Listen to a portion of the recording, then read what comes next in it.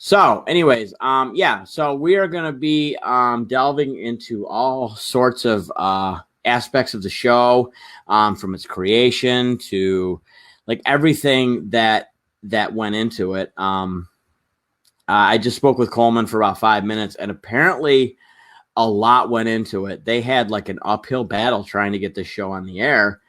And the only reason I can figure is because in the 1980s, you had A-Team, crap. You had Family Ties, crap. You see where I'm going with this? You had MacGyver, crap. And then you had The Equalizer, who was just like no other character around. Let me see. Hopefully, oh man, where'd he go? This is very awful. I just lost it. Let's see if I can get him again. All right, hang on. We'll get him back. Oh, there he is. Okay, I'm here. All right, now, ladies and gentlemen, here's Mr. Coleman Luck. Sorry about that, Coleman. How are you? Well, I'm doing great. How are you, Jace? Thanks for doing this interview. Great. Thank you for agreeing to do it. Now, before we get into the show, could you tell us a little bit about your background? Well, my background, as far as Hollywood was concerned, yes. I grew up in the Midwest, nowhere near Hollywood, with no idea of ever going to Hollywood. Mm-hmm. I was a late bloomer. I was a combat veteran from Vietnam. Right. In 1968, I spent most of the year as a 22-year-old first lieutenant. I was a rifle platoon leader. Wow. Came back and we had to start our family. I didn't finish college. I finally didn't finish college till I was 31 years old. Was that like a GI Bill kind of thing? Yes, I graduated from Northern Illinois University, and during the time I was there, I got it into my head, for some reason, I never thought about this, to write a script. And I think it was because I was in a history of film class. Mm-hmm. So I got a teacher to work with me, and as a sort of an independent study, I wrote a script, thought it was the most fantastic thing in the world, of course. Every writer thinks the first one is always the best, right? Yeah, well, I sent a copy of it to Pauline Kael. She is not known anymore, but she was one of the greatest film critics in the country. She was New Yorker Magazine. Oh, okay. And I sent a copy of it to a man named Ernest Lehman, who was the president of the Writers Guild. This is cold. They didn't know me. Right, of course, yeah. A young guy working at. Well, I got a letter back from Pauline Kael saying, I think you know what you're doing. And, well, that's encouraging. That was very encouraging. So I said to her, well, can I use your name to help me get into graduate school? Mm-hmm. And she did. She said, yes, you can. So and Ernest Lehman, he wrote me, after this thing that I'd written, he wrote me a 2-page single-spaced analysis of my script. Really? Oh. See, I do know that name, Ernest Lehman. Yeah, that name I know. Yeah. Sound of Music. He had endless credits. I didn't understand then how amazing it was that they had done this. Mm-hmm. And for somebody who was coming in from the cold in the middle of the Midwest, he was very encouraging. And so based on that, we moved our family. We had 3 kids. We moved to Los Angeles. I went into USC grad school and spent time there. I took a screenwriting course, and in 1980, I sold my first feature script in Hollywood to United Artists. And what was that screenplay? Well, it never got made. Oh, okay. I was going to say. No, you have to understand, most of the writers in Hollywood, they don't make money on things that are made. What we make money on is making deals and writing scripts that never get made, as far as feature films are concerned. So basically, you just give them like a pile of stuff to choose from, kind of like that? No, not exactly that. No, you go in. Right. In this case, a friend of mine and I had co-written a script together, and it's called The Foxbat Strategy. Okay. And it went to United Artists. It got very, very close to actually being made into a film. But politics got in the way. United Artists got bought by MGM, and Yes. But that kicked me off in my career. And for the next 3 years or so, 3 or 4 years, I did feature writing deals. I would go in, pitch concepts to studios, and they would hire me to write them. And then along came a friend of mine who had been a feature writer and a good friend. He sold a series to CBS through Universal. It was a little family science fiction series called Otherworld. Okay. And that, he pulled me in on that. I'd never considered being a television writer. I mean, when you went to USC at that time, TV writing was considered, just not something that good writers did. Right. It was. I thought it was always the same way with the actors. It was kind of like TV is where good actors went to die. That's what they used to say. Yeah. Well, that's real. Of course, that's not true. It's never been true. I know, but that was the concept. But that was it. So I hadn't considered. I didn't know anything about TV writing. Right. And but my friend brought me in. I joined the staff of that series as executive story consultant. I wasn't a producing writer. Okay. It was only on for 8 episodes. I met some wonderful people during that time. A good friend of mine who did directing for The Equalizer, Donald Petrie, that's how I met him. Yeah, he directed a episode of Otherworld, and it was a crazy series. But The Otherworld was that an NBC series? No, CBS. Was it CBS? Okay. It was only on for 8 hours. It was okay. Okay. And yeah, well, that put me. I met people at Universal through that. And they offered me an overall deal at the studio. That's so awesome. That was wonderful. It was, especially when you're an independent writer. So I was on an overall deal, exclusive to Universal. And at a certain point, of course, Otherworld went off the air. And they came to me at a certain point and said, "We got this series that's having a lot of trouble. Mm-hmm. And would you consider joining the staff?" I said, "Sure, I got nothing better to do. Sure, why not?" I'm sitting here on the lot. What am I going to do? Like it's either this or I hang people's coats. So I'll do this. That's right. I didn't know anything about the show at all, except a woman friend of mine who was a producer writer there at Universal. When she heard that I was going to join the staff, she said, "Oh, are you going to join the staff of that Vigilante series?" Oh boy. Well, that, unfortunately, is the image that the series had in Hollywood, I think, through all those years and for a long time afterward. Which I feel to be untrue. Like, to me, a vigilante is Charles Bronson. Robert McCall was not a vigilante. Robert McCall was a guy who, they called him. He didn't go out in the streets with a handgun just blowing people away. Like they contacted him. In fact, I remember several episodes where there was one episode, I can't remember the name of it, forgive me, but it's the one where they help out that doctor who's in the trailer. And remember, she says, I don't want any guns, I don't want any violence. So McCall's finally like, "You want me without a bloody gun? You've got me without a bloody gun." And basically he just goes into the trailer like they're beating on him, but then the whole neighborhood kind of gathers around him and they just kind of go in. And I always thought that was a cool episode because it was so different from everything else. Don't get me wrong. I like to see McCall with the Jag, London fog jacket, popped up. I bought a Jaguar because of that man, by the way. But it was just such a different episode. And I thought it was always a very good episode. I don't know if you remember the one I'm talking about, but it was just such a good episode. Well, it's nice that you mentioned that episode. That's the first one I wrote for the series. Is it really? Good for you. Yes, that was the first episode I wrote.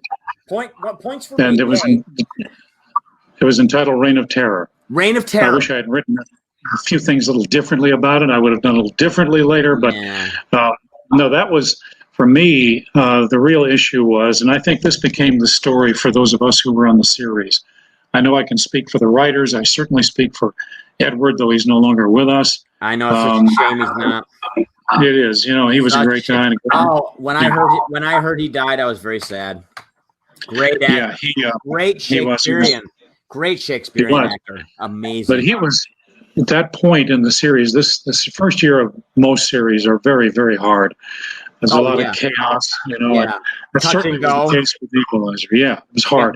Basically, you don't know whether or not there's going to be a second season. And it's not even so much of that. Yeah, you don't know that, but you just are trying to get your act together. You're trying to figure out what this series is. And the creators of the series were not on the series. Mm-hmm. So, we looked at it and those of us all made the determination that this is not just a vigilante show. That's the easy road. Oh, yeah. If you're going to do it, the first thing you think about is, well, I'm going to make him into a vigilante. Well, I understood something. And what I understood intuitively came out of my own experience in war.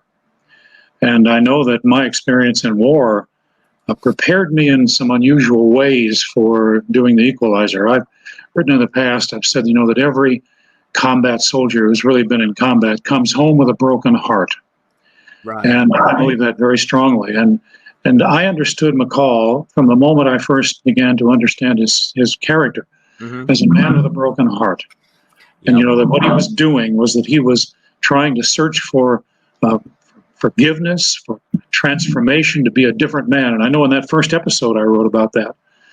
I didn't realize it at the time when I wrote this. I was the junior man there at that. I noticed the series. that. I'd gone into. I had noticed the showrunner. I had noticed as the show progressed, you had a lot more to do with it. Plus, I have a question from your friend Donald Petrie. He wants to know, what episode were we on when you joined? That was show 11. It was episode 11. And it was the Reign of Terror episode. Reign of Terror, okay. Yep, so there you go. That was the first one. I'm pretty sure that's the number. A lot of this stuff gets a little fuzzy in my head these days. I mean, what was it, like 30, 35 years ago? I understand. I don't expect Donald had some unusual experiences on the show, too. Yeah, but I don't expect you to sit around and oh my God, all I think about is the Equalizer, because I've seen, you're obviously involved in other stuff. All right, so we're going to get this out of the way right now. So here's the deal, viewers. Coleman and I think we're pretty much in agreement on the Denzel show, but I know people are going to ask, so we're going to get it out of the way right now. I know what my opinion is. Coleman, what is your opinion of the... Yeah, I know. I can't even say it with a straight face either. But, if you want to just give us your Reader's Digest version, just to get it out of the way so I don't have 100 people asking me. Yeah, that'd be the best way to do it.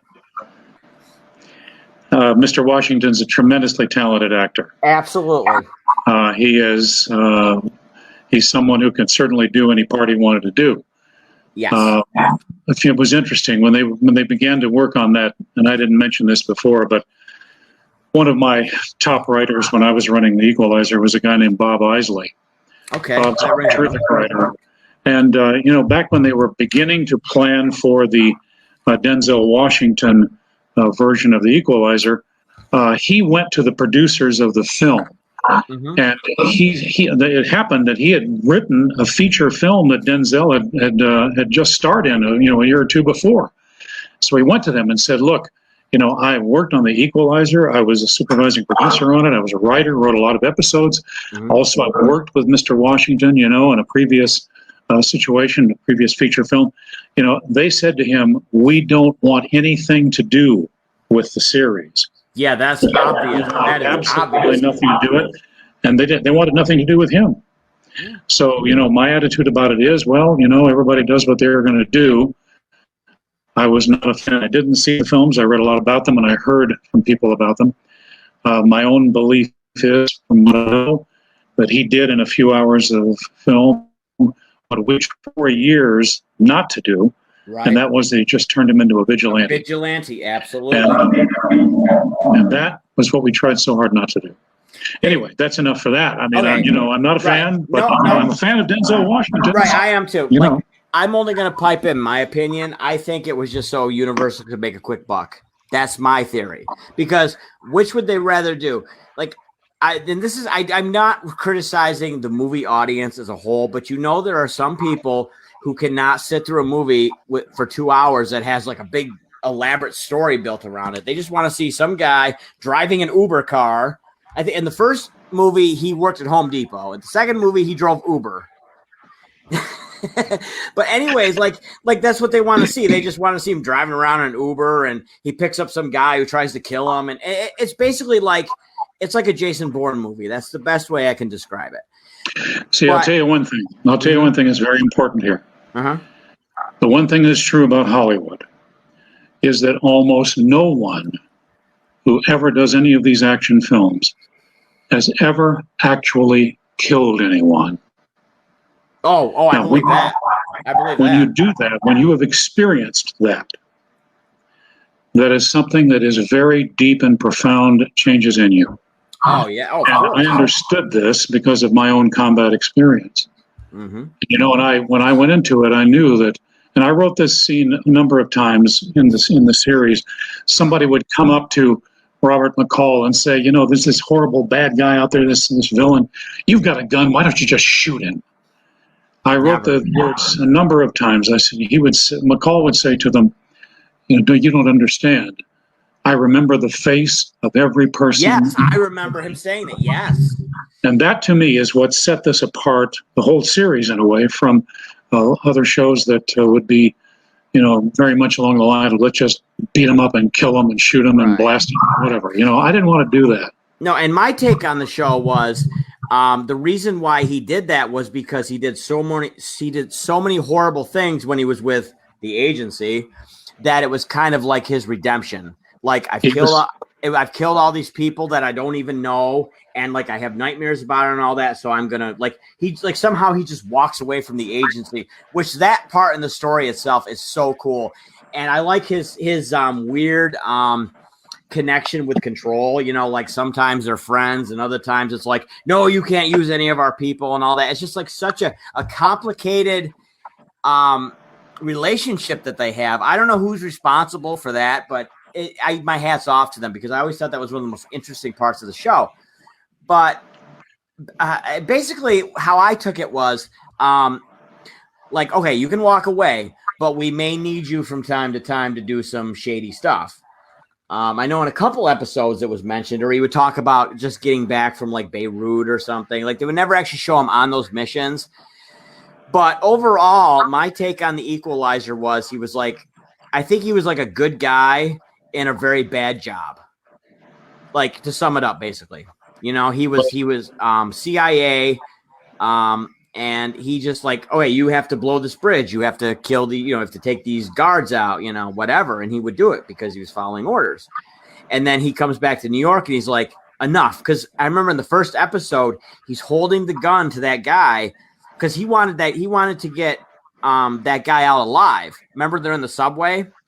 And one of the other agents shot him, and then I like when I first saw that episode, I thought Edward was going to put one right between his eyes, but he didn't. But you could just tell by the look at it on his face, like that's it. I've had it. I'm not doing this anymore. And then he puts the ad in the paper. So like I think I'm like kind of on the right track with that. I hope, because that's how I always understood the show. It's true. Yeah. Let's see. I've got my ex-girlfriend. She's saying, thank you so much, Mr. Luck, for your time and insight into your work and the industry as a whole. Now I have. All right. Well, let's get all the garbage out of the way so we can have an enjoyable interview.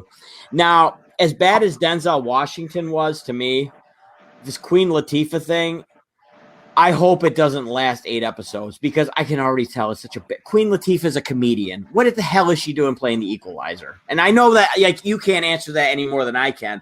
But like when you heard about that, what was your response? It must have been something like mine, like what? But I want to hear it from the horse's mouth.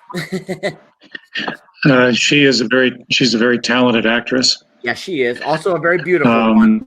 She clearly wants to do something a little different than she's done in the past. Yeah.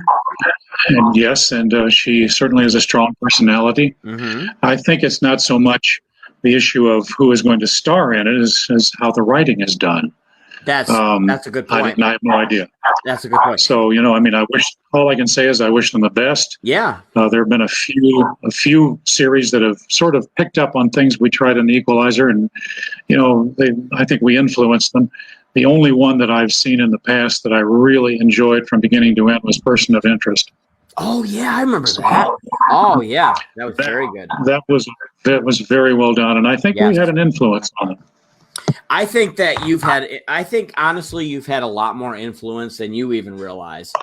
I mean, you look back on, because The Equalizer sadly went off the air in '89, and that's another thing I always wanted to know. Now, the third season, Edward had a heart attack, and you guys pretty much probably had to scramble to work around that. I remember I posted a picture of that Mission McCall, and your response was like, "Oh, what a mess that was." Is there any way you could elaborate on that statement? Sure. Okay, because I know there's a lot of people that want to know this one. Well, at the end of, first of all, you have to understand our series was unique, and it's unique especially today in one sense that we had one star. Most of the series that you see today have ensemble casts. Right. So if one person has a problem, you can, there are other people who can carry the load. Now, we had some wonderful supporting actors. Yes, you had his people from the agency that helped him out, like Mickey Kosmeyer and all that. Keith's character, Keith was wonderful. Yep. Yeah, he was Mickey Kosmeyer and Jimmy, the other guy, Jimmy. Yes, Mark. Yeah, he's on. He's doing Breaking Bad now. Do you know that? And he's on the spinoff Better Call Saul. He's worked on all kinds of things. Oh, and that's what I said about Keith. I showed my mother that, and she's like, "I know that guy." I'm like, "Of course you do. That guy's been in like 300 movies. Like, it's hard to watch a movie with Keith, like watch a movie and not see Keith in it some way." But anyways, I'm sorry, I didn't mean to cut you off. Getting back to season 3 with Edward's heart attack. How did all that go down? As far as what you guys had to do to scramble and get things going. Well, at the end of, as I was saying, because we had a star who was really on screen about 85% of every episode, we were in a unique situation. At the end of season 2, we had an extended season. We shot the 2-hour that I wrote called Blood and Wine. Oh, that was great episode. Intended, thank you. It was intended to be the season opener for season 3, which it was. Mm-hmm. But it was a short season in between our seasons, a short time, being out of production. During that time, while Edward was in England, he had a heart attack. Yes. And he was a chain smoker, correct? Yes. Okay. But he had a heart attack. And we had no idea how serious it was. We didn't know if we were going to be back on the air at all for a short time. Then we got the word that, well, he's going to be better, but his doctors are really saying he's got to cut way back on his schedule. Mm-hmm. And what that meant for us was, first of all, we wouldn't have him at all at the beginning of the season. Right. Wouldn't be there. And the second thing was that, once we did have him back, he would be there for one shooting day for each episode. I remember, yes, because I remember in Mission McCall, they did film him, but obviously, like they filmed him separately. They must have, right? Yes, of course. Now, and it's toward the end of the whole shoot. Now, how did Robert Mitchum come into the fold? Well, the problem, obviously, I was not the showrunner at this point. Okay, I think I was the senior writer. The showrunner was a wonderful guy named Ed Waters. Yes. But Ed never wrote for the show. He protected us as writers. He encouraged us. He gave us good ideas, but he never wrote us an episode. So I was the senior writer, but I was not involved in making the decision about who was going to come in. Right. But I know that the thought behind it was that we needed someone who was going to have a lot of gravitas. Right. They had to come in and follow in the same path that Edward was there. And that's a great choice. Great choice, Robert Mitchum. Yeah, Keith was very young. Now you couldn't get Robert Mitchum for the entire series. Oh no! But he agreed to do Mission McCall. Mm-hmm. Ed Waters and I drove up together to his home and met with him in Montecito, which is near Santa Barbara, north of LA. That had to have been a little awe-inspiring. I know I would have been. I mean, Robert Mitchum, you're talking about a guy who's been a star since, the 1940s? He was a big deal. Very good actor. Very good actor. Absolutely correct. Yeah, great actor. Yeah. Oh, my God. Yes. And I didn't like him. You didn't like him? No, didn't like him. Okay. I didn't like Richard Jordan either. I'm talking about not as actors. I'm talking about as people. People, yes, yeah. Well, I imagine I've read stories on people like even Richard Burton worked with Robert Mitchum on a really terrible movie called Breakthrough, and this is Richard Burton who's drunk 3/4 of the time, and even he said I just could not get along with the guy. He was constantly doing cocaine and all this other stuff. I think at that point, I'm assuming that at that point he wasn't doing cocaine, but I've heard he's one of the most difficult actors to work with. Well, I had read that. I don't know of any problem that he had while he was working for us. He did a great job. Right. And there was no problem whatsoever. And this is true. I mean, Richard Jordan was not a very nice guy. And the word came back from the set that he just wasn't a very nice guy, but he did a good job, too. And they brought them in. Yeah, okay. And they did what they did what they could. They did what they could. We did what we could. Right. And they did what they could. And, and it was good. I think Keith was just too young at that stage. They didn't feel as though he was old enough to be able to fill the shoes of Edward Woodward. And I think that was a mistake. I think that was a mistake. This is my opinion. It could be. I mean, it very likely could be. I love working with Keith. I wrote a number of things for him. Mm-hmm. I especially loved writing the episode I did for him called Splinters. Oh, yeah. Oh, my God. When you're working for a long time with actors, on a series, the writers sometimes turn around and say, what can we do to this actor? For Robert Lansing, I stuck Robert Lansing in a coffin with needles all over him, I did that. And, I wondered, what can I do to Keith? I know what I can do. I can stick him in a tank of water for a whole lot of the show. Oh, my God, that poor man. Yeah, so, yeah. Enjoyed watching those dailies. I'll bet you anyway, did. The case, we were in chaos for that whole, that third season was just terribly hard. Like that, and that's like the one season that I really don't care for, because I understand that Edward was sick, but why is Robert Jordan being hauled in when you've got Mickey and you've got oh my God, I can't remember his name. You got Mickey and the other guy, bald guy. What the heck was his name? Well, there are various people who were there. Jimmy. Robert. Yeah, you have a lot of people, but from the standpoint of the network and the studio, they were very concerned. Look, Hollywood is operating always on the basis of fear. They're afraid. And money. They don't like to take risks. Yeah, well, right. Of course, that's all involved in it, but they don't like to take risks. Of course not. So, when you get into this situation, they're terrified, and they're saying, okay, how can we hedge our bet? Yep. Well, certainly bringing Mitchum in was a major coup. That was something for a TV series to do. And then they brought in the best person that they believed, could fill the shoes of Woodward. And they did. We lived with that decision. We had to try to figure out stories in which Edward was there. And I don't think there's been any series that I know of that had a star in that situation. There have been series where stars simply died or they walked off. They weren't involved at all anymore. Yep. But we had a show in which we had to try to convince the audience that he was there when he wasn't there. Oh, yeah. So that was a tremendous problem for writing. Plus, plus you have all the news in the paper. Edward Woodward has a heart attack, so obviously the viewers know what's going on. If they're at least if they're regular viewers, they know what the deal is. Yeah, but you can't take that into consideration when you're writing a script. Oh, no, of course not. You're dealing with a world. You've created a world, and he's got to live within that world with those rules. Like, basically, you got to, leave the door open to get that guy back in.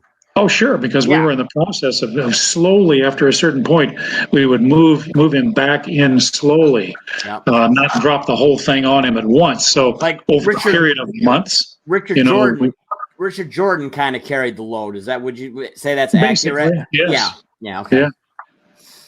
Now, was that a good decision? Is that a person I would have cast? I don't think so. No, I mean, I was not in a position to be able to say, okay, well, I'm going to do this or not. Right. I was not the showrunner. In addition to that, this was beyond even showrunners. This was in the issue of the hands of people who were executives at the studio and the network. So they're the ones who are putting in tremendous amounts of money on this. Oh, sure. They have a very big say. All right, so I've got your friend Donald Petrie again. He says, the toughest part of the show was how each week the equalizer became involved, how the person in need would come across the ad in the paper. Also, I recall some of the writers wanted McCall to be a super spy, where other writers and Edward wanted the show to have a more human side. Yes, all of that's true. Donald, of all people, knows how tough the situation was, and especially in the first season, there was not a clear view of who Edward was, or what the character of McCall was. He was very shady in the series. Yeah. I was told, and I didn't have a conversation with him about this myself, but I was told when I wrote Reign of Terror that before that point, up to that point, Edward was ready to walk off the show because he didn't like the way his character was being developed. But when he read the script that I'd written, which dealt very much with his character, then he said, he pointed to the script and said, "This is what the show is about." So we moved into, we had what we call bread and butter episodes, and they were very tough to do. Now, what do you mean by episodes? Bread and butter episodes are the ones where people see his ad in the newspaper and call him up. Right. Okay. Those were the bread and butter episodes, and they were not easy to do. And then there were the ones about his background, which a lot of it had to do with, with the CIA, with the company, and that was another set of concerns. And there was the stories about his family. That was also part of it. So, and all these things, wove together. And the first season was very, very tough. We had a writer. I've read a lot about it, I won't name the writer, but he was a senior writer on the first year of the season. And he was above my pay grade, but I got to know him. And I truly came to believe, he's dead now, I truly came to believe that he was a very jovial, humorous psychopath. And he truly loved to create craziness and drama and war between elements in the show. And he also had a philosophy, which he told me. He said, my scripts aren't about anything. Now, I'm the junior writer-producer on this series, and I'm hearing this and I'm going, oh boy. But he lived it out. He wrote scripts in that first year. He and the showrunner at that time got fired after this first season, but he wrote scripts in which he was very proud that they weren't about anything, and consequently they didn't really have an ending. So when something's not about something, it doesn't end, and it just didn't. I remember going down to the set. I think I was there for one of the first, just to help with the prep on one of the first episodes I'd written. Donald Petrie was directing, I think, one of this man's episodes. And Donald took me aside very privately, and he asked me, he said, "Coleman, this script that I'm directing, what is it about?" It's like, you're supposed to help me figure that out. I'll never forget that moment. And I felt so sorry for him, but I didn't know what it was about either, because the writer didn't know what it was about. I have to ask. That was it. How did you guys not become like alcoholics or something? Because I would have been losing my mind. I'm like, oh my God. Wow. Well, for me, it was very simple. It all came down to something very simple. I came on the show at the beginning. They were in chaos. I went to the showrunner as the brand new writer on staff, and I said, they had a whole bunch of scripts that had been written by freelance writers, and none of them were workable. They all needed page one rewrites. I said to the showrunner, I said, "Give me the hardest script you've got, and let me work on that." And that was Reign of Terror. That's what became Reign of Terror. But what it really came down to was this man, with all of his chaos and his jovial psychopathy, left me alone. And I will tell you something: if he hadn't left me alone, he would have died much earlier. So. Well, you were a combat vet. All right. So. I use that frequently. I know. I'm just reeking with PTSD. Be careful of me. Be careful of me. All right, listen. I have it too for different reasons, but I totally get it. I totally understand PTSD. It's a real nightmare. All right, now before I get to other people's questions, I have to ask the most important question: what made them decide that the Equalizer was going to drive a Jaguar? That you must, even though you weren't involved, you must have heard stories why. You must have heard something. Well, it's easy. Edward was a Brit. British, of course, and driving a British car. I got and this was a British car. But there were so many British cars to choose from. Why the Jaguar? Because I love Jaguars, but they're lemons. They are lemons. Well, as I said, we had to have two of them always available to make sure one was working. Sure, one would turn on. But they were really cool looking cars. I mean, they were really great looking. It's actually your fault that I sunk $3,500 into a used 84 XJ6. Beautiful car, but I live in New York where, everything corrodes. Oh. Yeah. So I had the car for about 3 weeks, and I remember I was turning a corner, and guess what? Suddenly I didn't have brakes. And then I started to notice that the passenger seat was getting lower and lower, like to the point where it was scraping on the street. So I took it to a buddy of mine, and he actually flipped the car over and tried to weld the frame back together. It was like I got taken. I mean, but I was such a fan of the show. I was like, I want a Jaguar. Now if somebody gave me one, or if I, had millions of dollars, I would, but neither are the case. A friend of my mom. There's a basic rule here. Yeah. Okay. Don't do what you see on television. Of course, Coleman. I was 16 at the time. You got to give me a little leeway. I drive a Ford Focus now. The Jaguar is an unforgiving vehicle. It is. Oh, that car just killed me. And now a friend of my mother's has an 05 Jaguar Sovereign, and he's bragging about it left and right. And I'm like, yeah, wait till one morning when it just doesn't start. All right, let's get to some questions here. Okay, let me see. Dear Jace, if I may, excited by news of your interview with Mr. Luck. Time permitting, I'm interested to know which other actors were considered for the role of McCall. I'm guessing this is something you probably don't know, but I'm going to finish this guy's question anyways. I know that the producers held out for Woodward, which that is true. But what other names were suggested? Rumor has it that Roger Moore was in the frame since hanging up his Walther PPK in 85. His last movie was A View to a Kill. Good luck. Hope it all goes well. Fascinated to hear the results. Best. This is from Paul Lynch. So what do you say about that, Coleman? You probably don't really know much. You never heard anything about that? Roger Moore taking up the helm? No. Okay. I didn't. I know that other people are always considered for the star of a series to cast, so it would have to be somebody strong. I know Michael Sloan had known Edward from the past, and he was very strong in fighting for him, and it was a tremendously important choice. Mm-hmm. And then plus the thing is, Roger Moore, this is why I don't think Roger Moore would have worked. I mean, in theory, he would have worked, but by then, he had been in The Saint. He had been in The Persuaders. He had been James Bond for 12 years? I think people were kind of sick of seeing him as a spy. So, I mean, maybe it would have worked, but, of course, now it's easy to look back and say, I can't picture anybody else playing him but Edward.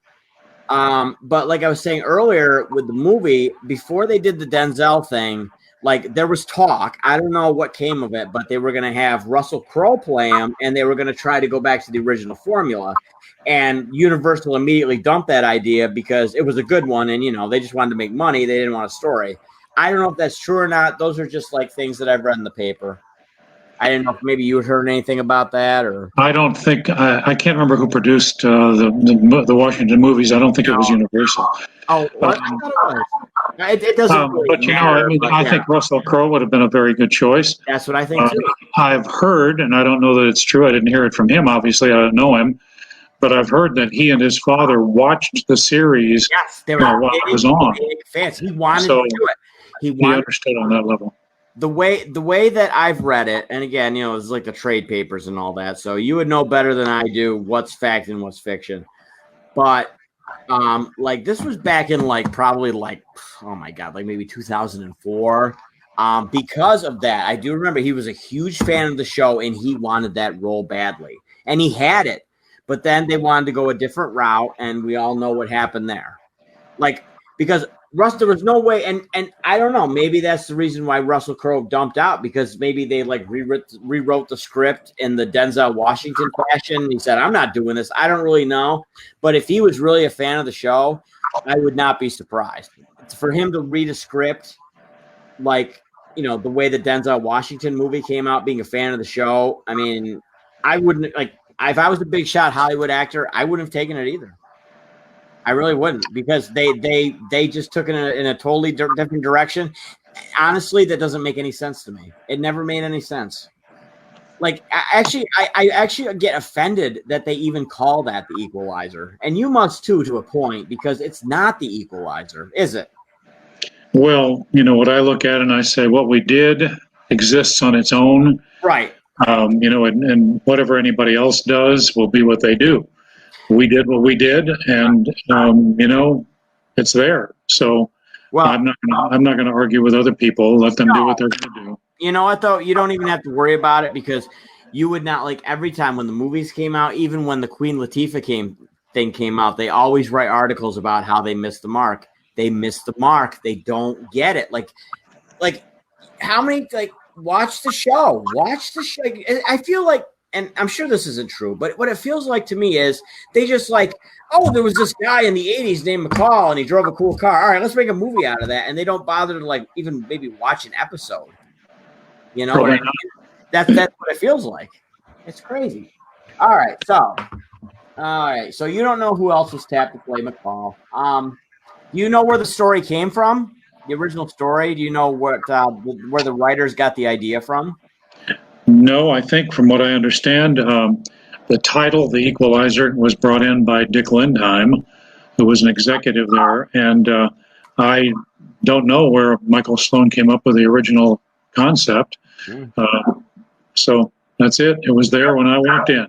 Well, I figured you guys would be hanging out at the snack table or something talking. I don't know. No, we see that you don't understand the nature of writing a series like this. You don't come in and try to. We want to understand where it came from. We want to see the pilot and so forth and so on. But we're not in there to have a discussion about how this came about and how it was born and who was doing this. We're too busy for that. Okay. Well, I wondered, because I know for a fact you became a lot more involved. As the show progressed, you became a lot more involved. That's why I asked. Maybe you'd heard something, but if you hadn't, you hadn't. That's okay. All right. Now this is one I want to know, and again, you might not know. I'm hoping that you heard stories. Maybe your friend Donald can help. Did CBS snatch the pilot up to begin with, or was it shopped around to other networks? Or don't as far as I know, it was established with CBS from the very start. It did not get shopped around. That's what I understand. Okay. Yeah. No, okay. Let's see. All right. Here's one. Let's see. All right. Why was the show canceled? Help me out with that. Why was the show canceled? Well, at the end of, during the time that we were in the fourth season, Angela Lansbury, who was the star of Murder, She Wrote, got into a huge battle with CBS. Yeah. And of course, this was a Universal series. Murder, She Wrote was a Universal series. Really great show for her. Yeah, and it ran for a long time. And she really held CBS up for a lot of money. And Universal was there and certainly was backing her up, and they were going to do very well from this as well. So the man who was the president at CBS at the time said, okay, you got me over a barrel, you got a gun to my head, I'll give you what you want, but we're canceling the Equalizer. And that's what happened. Wow. Okay. Well, so I finally got my mother involved in the show. So first of all, in the first see, you're not going to know this either. In the first episode, he had a dog, and she's like, what's the dog's name? I'm like, I don't think the dog had a name because he was only in one episode. So I think I just answered that question for you. What was McCall's gun of choice? What kind of gun did he use? Was that? No, I don't. Really? I didn't worry about those kind of things. I'm a combat veteran. The guns are all the same to me. I don't care. I never cared. Okay, well, all right. Don't yell at me. No, I'm not yelling at you. I just don't care. I'm kidding. No, this is my mother. From the looks of it, it looks like a PPK, similar James Bond. Probably. That's my guess. All right, now this is a good question from her. Can you explain the strange relationship between McCall and Control. First of all, my mother doesn't know who Control is. So could you like briefly explain Control to the few people on the earth who don't know like who he is? Well, the best way to understand who he is to watch the series. I know. He was a very important leader at the company. We didn't call it the CIA. Right, and a great actor playing him. Oh, Robert Lansing was terrific. He was just great. Absolutely. And he had been in charge of McCall's work, for the company for all the time that he was there. So they had a relationship that was both friendship, but it was very prickly at the same time. So we consciously didn't go into all the delineation of exactly what the job description was and all of those things. We wanted to leave it with mystery, and that's exactly what there is there. Oh, you definitely did. Okay, I do have some. You probably look back on this and know this, but that show has helped springboard so many careers. I mean, you see John Goodman, you've seen Kevin Spacey. Oh my God, there were so many. Like I'm drawing a blank, but I could probably, like, if I was thinking properly and not concentrating on this interview, I could probably name like 50 people who at the time did nothing, especially like Kevin Spacey. Like almost every, you got two kinds of stars. You had the up and comers and you got the musicians. I mean, you had Adam Ant as like pretty much like a pedophile. Now, see, again, that was probably before you came on board, because that was very early in the series, wasn't it? Wasn't that like maybe the fifth or sixth first season? Yeah. But I always wondered about that. But the Kevin Spacey episode, I believe, was in the second season, if I'm not mistaken. Yeah, I can't remember. I can't remember anymore. Where they all fall. Right. Well, all I remember is he played a cop from Pennsylvania who killed his partner, and he tried to frame it on this girl in New York, and of course, that's how she hooked up with McCall. But yeah, you must like be kind of proud of that. Like you worked with all these guys, and now you see them on the big screen doing big things. I mean, you must be like really proud that like you guys, your show, like really helped springboard that career. I would be. I think that's terrific. It's always interesting to see what's happened with all the actors over the years, and I'm glad for them. Our executive producer, my old friend, the late Jim McAdams, was one of the old guys of television. And he really knew. He understood production. He understood post-production.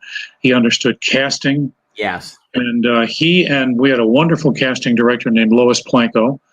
And they were casting out of New York, out of the acting community in New York City. And all the show was filmed in New York, correct? Pardon me, say again? All the show was filmed in New York, correct? Yes. Yes. Yes. That's what I thought, yep. And so part of it was we were the only series shooting in New York at that time. Mm-hmm. And so we had a good reputation for the material we were doing, and actors were willing to come in and be involved with us, and we were very thankful for them. That's awesome. All right, let me see. Okay, I have a question. I know you don't know the answer to this question, but hopefully I'll run into somebody that does. Maybe you heard something. I want to know how, I'm a drummer, so naturally you know where I'm going to go with this. Stuart Copeland, one of the greatest drummers of all time, one of the greatest TV soundtracks of all time. Like, I don't know if you know any of the backstory. Like, I've always been curious, like, how did he get involved? He must have been contacted by somebody to do the soundtrack. And also, even if you don't know that, what is your opinion of his work as far as the soundtrack for the show? Oh, he was fantastic. I don't know how he got involved. That was before I joined the show. Right. But his work was wonderful, and I was sorry that we couldn't carry him all the way through. I know. Do you know what happened there? He stopped? Just couldn't make a new deal. I don't remember the exact details of it, but it didn't work out. I know at the time, late '80s, he was actually he had like a ballet on Broadway, which is very odd. And I always wondered if maybe that had something to do with it, like a prior engagement or something. I don't know. Yeah, I guess we both don't know. All right. I do this all the time, and I know you don't do this all the time, but I want to know, once in a while, do you ever feel nostalgic and you go on YouTube and maybe watch have you ever seen the clip of the David Letterman interview with Edward Woodward? It's a long time ago. I may have. I don't remember it. Yeah. Well, when you get a chance, go back on there and watch it. It's such a great episode. There's 2 great videos of him. Actually, there's 3. There's that. There's when he wins his Golden Globe, and there's also when he went back to England. He was on This Is Your Life, which was very cool. So all 3 of those videos are on there. So if you get a chance, you should really check them out. Okay. So kind of getting off the Equalizer, but staying on the topic of television. What is your opinion of today's TV? I mean, we have so many options now. You have network TV, you have streaming TV. I can't even remember the last time I watched network TV. Obviously, you must watch some TV, being in the business that you're in. I'm just kind of curious, what is your opinion of today's shows? And could you name a few shows that you watch now that you enjoy? Well, not really. Fair enough. There are shows that, yes, I do watch series. I don't watch many series that are current network shows. I really don't find them very interesting. No, I don't know. I think, but you got to admit, back in the 80s, you had the big 3 networks, and usually it was between 21 and 23 episodes per season. Now you have Netflix where it's 13 episodes a season. Now, some of those shows are great, but for some reason I find that very lazy. You know, here you are, you're paying for a subscription and you get 13 episodes, and then you have to wait till the following year to get your second season. Whereas back then, you took off usually it was May, I believe, and then you'd come back in September or October for the next season, correct? Yep. Yeah. So, and now it just seems very lazy to me that they're doing that. But that's my opinion. I was just kind of curious how you feel. Obviously, I'm sure you have streaming TV. Do you enjoy it, or do you kind of harken back to the good old days of the big 3? NBC, CBS, ABC, or are you glad that there's a lot more options out there? Well, I don't harken back to anything. There are problems at every level. There are problems today. There's a totally different system at work in the streaming venues. There's a different way of making money than existed back when I was doing it. There are strengths involved today. There are weaknesses involved today. Yes. So, I think in every situation, every period of history in Hollywood, it's been the case. So, you work with what you have available at the time, and you try to capitalize on the strengths of it. Right. And there are some right now. Now, I'm not a big fan of much that goes on the air. I think a lot of the writing is poor. Yes. And I agree. Yeah, it's just, but I understand the pressure that's on these writers. Yes. It's very difficult. And so, there are strengths about it. And, when you know that there's a good chance, for instance, with Netflix, that you will not have a series that is on for longer than 3 seasons. Absolutely. And each season is going to be very short. Why is that true? Because at the end of 3 seasons, they figure that's about the highest level that they can get people to subscribe. Yep. By that point, if they can't get new subscribers, then they're not interested in the series anymore. They got to throw something else new out there. I recently That's very difficult. Yeah, I recently watched. I don't know how you feel about Martin Scorsese and all that. I'm a huge fan. On Netflix, they had that movie called The Irishman. I don't know if you watched it or not, with Joe Pesci. I thought that was a terrific movie. It was a little long, but I thought it was a terrific movie. Now, it was excellent. Yeah, and for me, I find that I don't really watch too many TV shows on Netflix. I think that they put all their work into the movies. It's like, okay, here's a bunch of crap TV to keep you distracted until we come out with this really awesome thing. So keep watching the crap and keep paying us money, and we promise you we'll give you this movie. That's kind of my take on it. Because, it's all about money. But it's always been all about money every step of the way. Of course. All right. This is the last question, and then you're off the hook. Do you still keep in touch with any of the cast and crew? I keep in contact mostly with a few of the writers. Okay. I don't have any contact with crew. I mean, there are so many of our team that are no longer with us. Yeah. So it's been over 30 years. So I make contact with some of the writers, especially, are still dear friends, and we have some contact every once in a while. Do you ever try to like collaborate on anything together just for the heck of it, or just kind of hang out and talk? We just occasionally talk. Okay. Well, Mr. Coleman Luck, I cannot thank you for this interview. You have to help me now. How do you pronounce Keith's last name? Sarabica. Sarabica. Okay. Keith Sarabica. All right. So Keith Sarabica has actually said yes to doing an interview. Great. So I hope you'll keep posted. And on behalf of all the friends of the Equalizer, we thank you so much for your time. You bet. Good to be here. You too. Bye-bye. Bye.